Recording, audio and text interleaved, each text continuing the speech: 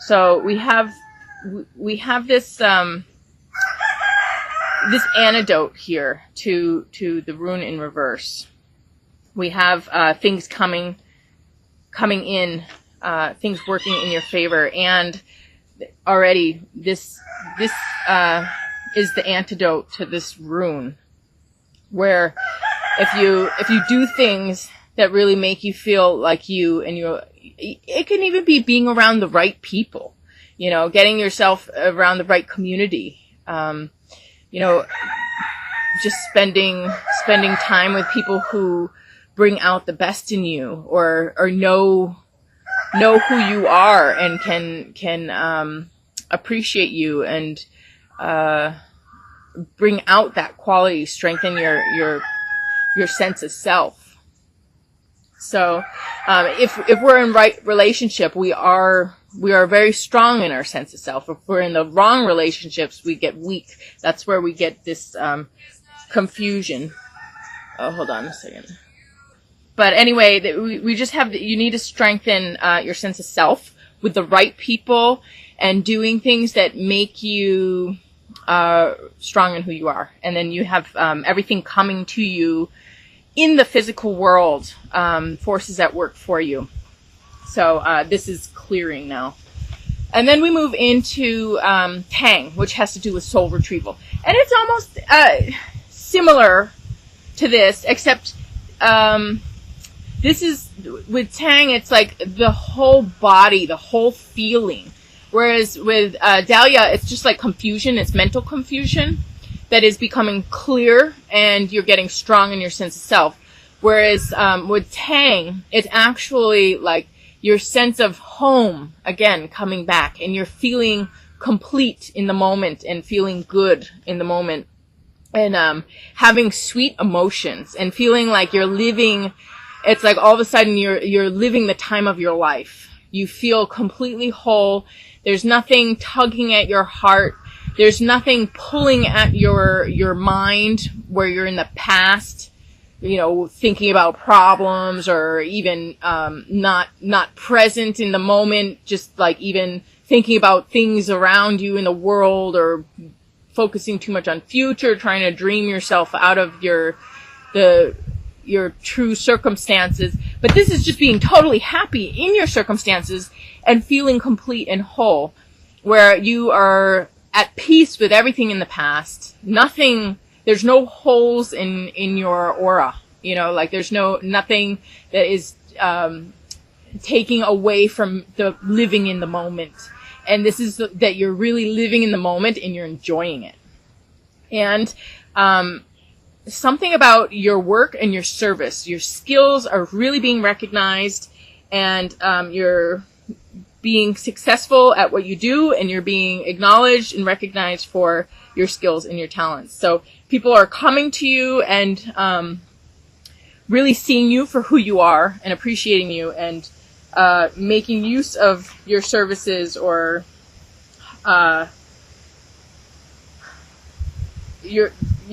drawing on your talents. People are coming to you for what you can do, or how you can help them in some way. And then we have this paired with a rune of success and goals achieved, a position of honor. This is health and life force. So this is really in line with, it does combine these two cards, because Tang is like having your full life force and having that health and having wholeness and having your sense of power and feeling pure and feeling just in your higher self, living the life of your higher self, taking the high road here. And it's combined with this sense of victory and positive success and honor and goals achieved, victory. So this rune is just strengthening these two cards together, and kind of it's almost like these two cards together in the one rune, in the meaning here. So what is healing? So all of this is what's going on in time. So we have right away, taking right action, doing what you need. There is this maybe a little bit of confusion or something that is getting healed. You're changing that dynamic.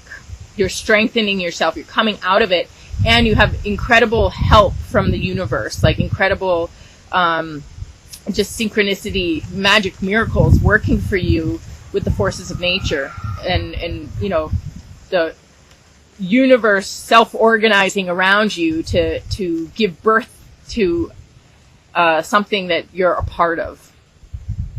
So you are a positive vessel for the universe right now, and then just really feeling that sense of being at peace with yourself, being at home, and being successful, and just being on top of your game, being getting it all. So what is healing? What's getting better is communication, actual verbal communication. This is really important. When you have a heart-to-heart with people, you bridge yourself with other. You have this wherever there was a disconnect, there is a reconnect. There is a sharing of my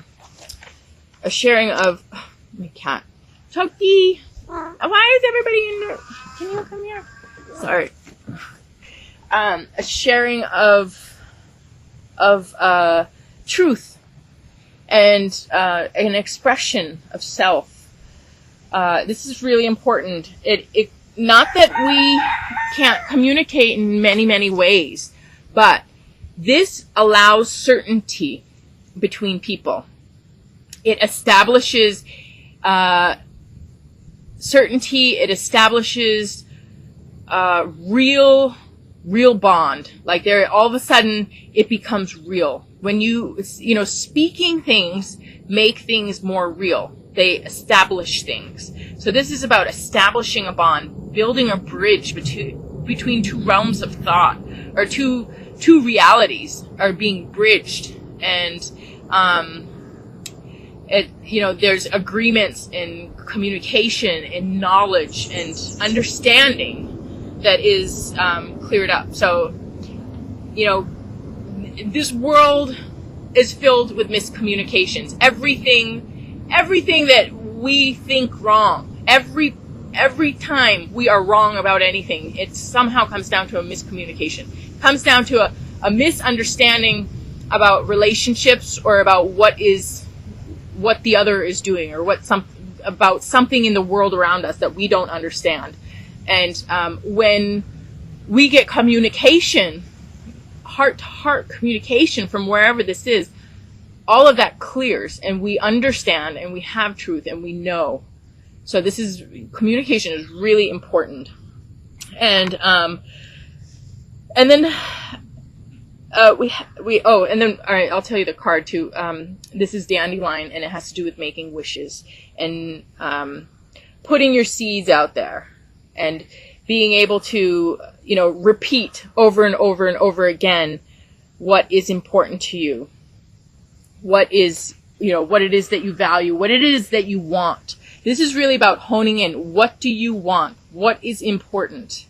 And Dandelion has to do with actually making what you want happen. As you communicate it, as you start communicating it to everybody, as the more and more communication you have about what you want, the closer you come to getting it. And then the people and the universe can conspire together to make these things happen. So your wishes get granted as you really put your intentions and your attention out there, and plant those seeds. So then we have this with Tiwas in reverse, which is it's about being blocked, having something blocked, and feeling like, paralysis. I'm like in paralysis now, right now. Being stuck in your mind, being stuck in your words, being stuck in your creative flow, just not, having injustice done, being unbalanced, feeling like a failure, feeling overwhelmed. It actually has to do with difficulty in communication and, conflict and, war, being at odds with people, having big confusion happening. And, even though it's difficulties in communication and mental paralysis and, being stuck and blocked in so many different ways and being out of balance, I want to say, first of all, there are people who just will never, in a million years, ever listen to the truth because they have an agenda that has to do with illusion, a self-illusion, illusion they create. A lot of times people will create a story that serves themselves that has nothing to do with reality, but to give them, some status or some credit that they really don't deserve. They're basically stealing a position. They're deceiving people. They're, fraud. They're pretending like, oh, this is reality, and, they pretend like they're confused or they really believe it, and they don't really believe it. They know they're lying, So there's some people you just cannot work things out with. You communicate with somebody who knows that they're lying, they're just going to keep lying. So there's some people, it's just not worth talking to them. I mean, there's no reason for it. So then you have to talk around them because they're useless. They need to be put in check by having other people learn your truth. And that's where I'm talking about this multiplicity. If you feel stuck and nobody's listening to you and everybody's listening to somebody else, which I see all the time, I can't tell you how many stories I'm hearing about this from other people right now, and I myself am going through this. And it seems like I'm a step ahead of everybody because I'm already almost through it. But it is very disturbing when people are not listening to you and everybody thinks, everybody believes in some illusion. And everybody's stuck. Everybody's stuck on something that's not true. And I talk about the more you speak truth, the more you live in truth, the more you stand your ground and you put those seeds out there. You make your wish. You keep talking. And a path appears. So as, like in the woods, if you're in the woods somewhere, you have to bushwhack. There's no path. You have to go through all this brush and, it's a disaster. You gotta cut your way through it. You gotta make a way through this big overgrown mess, But you do this several times, like the multiplicity here. You do it again and again and again and again, and that path will appear. And when these paths appear, if you guys know about paths in the woods, paths in the mountain, once a path appears, it appears forever. It rarely gets overgrown. Once a path is worn, it becomes solid. I mean, there are paths from thousands of years ago that are perfectly preserved. I mean, this is a path, but that path started with bushwhacking. But the more people walk it, the more people travel it, it becomes like, it almost gets cemented. It gets founded, and it is, they don't get overgrown. All of a sudden, you have a path, and that path stays forever. So this is about, okay, do it again, do it again, do it again. Keep talking, keep living, keep standing in your truth. And I know it might be frustrating, to get through, this is my tea, to get through these blocks here, get out of the stagnation. But the more you keep working at it, you'll come through it, and you will create a path that will stay forever. So it's like an amazing learning experience, amazing teaching experience, you're making new pathways for humanity. You're making new pathways for community, for understanding, for intelligence, for evolution. So this is really important. And, I want to say that this is almost what is going on here. This strengthening of confusion and coming into a place of solid ground, and of forming something that is really important and there to stay. So we have this healing in communication, a healing in a wish granted, but it has to do with multiplicity. And there's a healing in, okay, you've been working at something for so long, you've been standing your ground, and finally you have created your position. You have created, you have rebalanced the illusion with truth, and now people can see the truth. People can understand. So, then we have the final overall message here with Ostara and Gita. And Ostara has to do with redistribution, with society or community. It has to do with Easter. So it also has to do with fertility. And the people who have more giving to those who have less. Because there's this, with Easter, usually there's, these eggs that are filled with something or hidden, and everybody can go find them. And the gifts are given. Gifts are given with from adults to children, or with people who have more give to those who have less.